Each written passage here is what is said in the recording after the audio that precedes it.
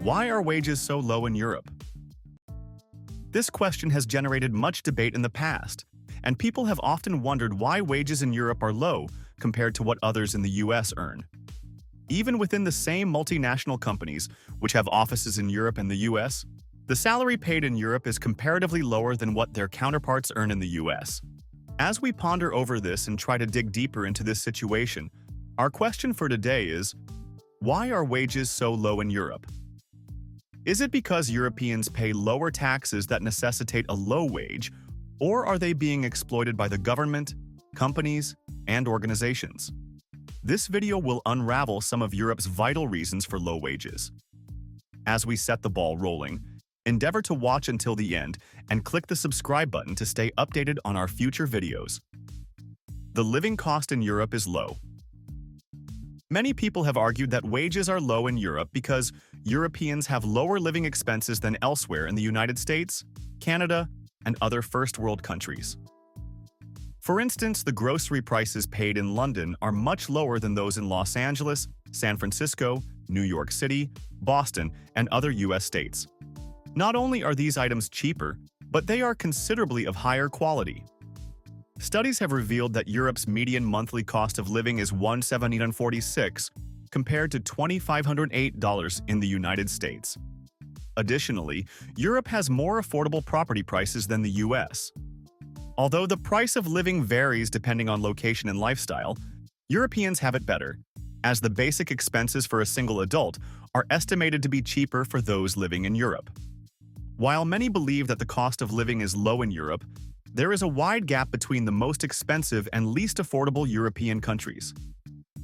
Switzerland's monthly cost of living in Europe is $4,059, while Bosnia's is the least expensive at $900. Overall, the price of living varies greatly depending on where and how you live in the US and Europe. Nonetheless, considering that the euro is more valuable than a dollar, most people will choose to live in Europe over the US based on the comparatively lower living costs and supposed government services, free at the point of use. What are these services? Our next discussion will expound more on these. European government offer more services. The European government provides many services and facilities that US citizens must pay for. Europe offers free or low-cost services in several areas, including healthcare, higher education, and social security. Primary and secondary care services are offered in many European countries. However, sometimes patients may need to pay small fees for hospitalizations, emergency, and ambulance services.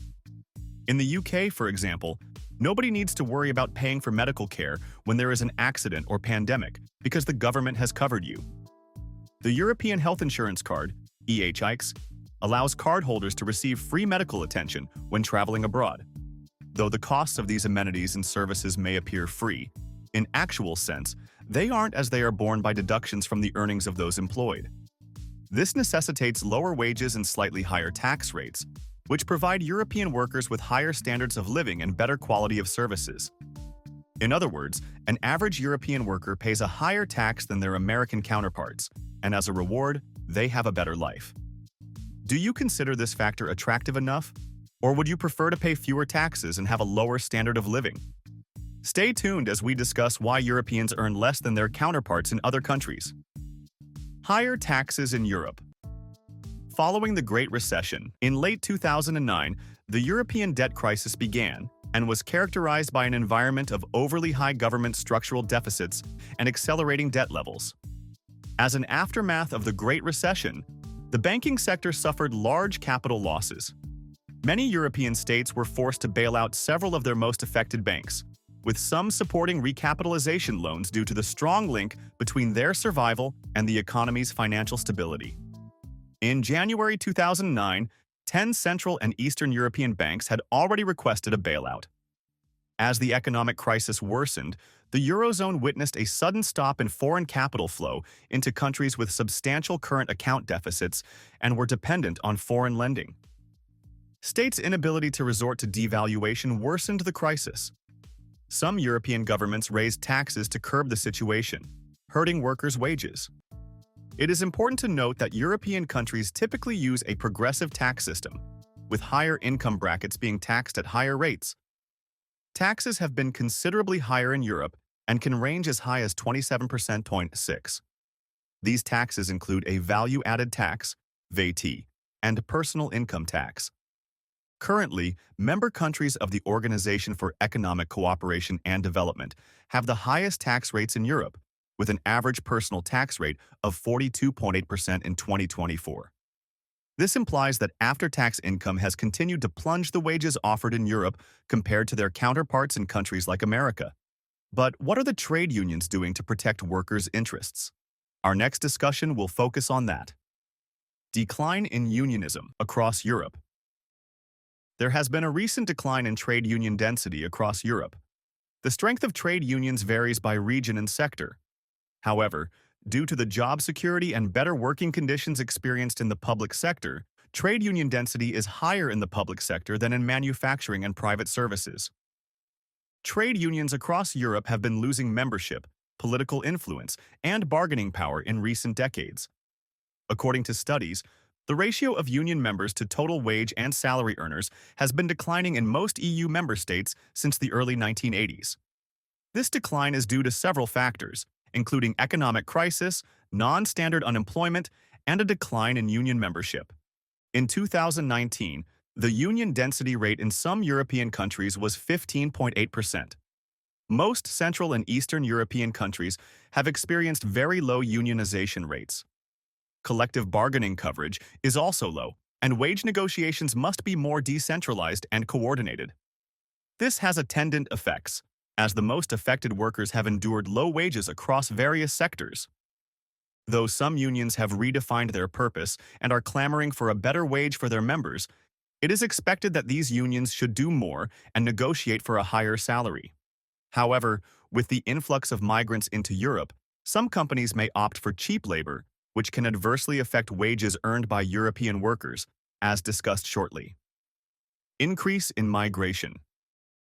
Our last point on why wages are so low in Europe centers on a vital and often overlooked factor: the persistent increase in migration.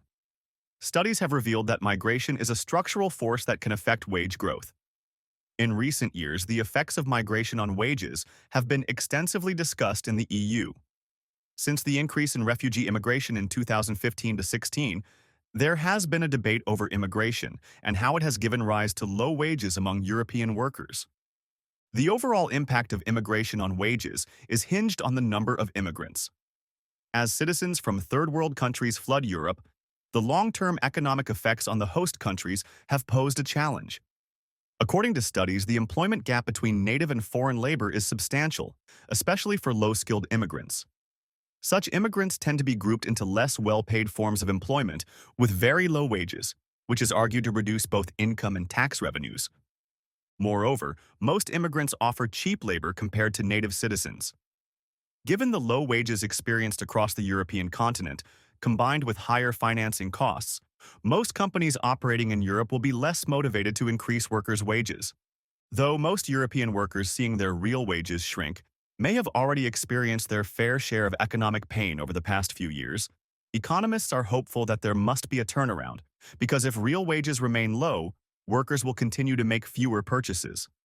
This, in turn, will result in companies anticipating fewer purchases and, consequently, producing fewer items. As we wrap this up, do you think the reasons why wages are so low in Europe are valid enough? Let us hear your thoughts on this, and as you do so, remember to like, share, and subscribe to this channel to stay updated on future videos. Thank you for watching this video. Please don't forget to subscribe and turn on the notification bell.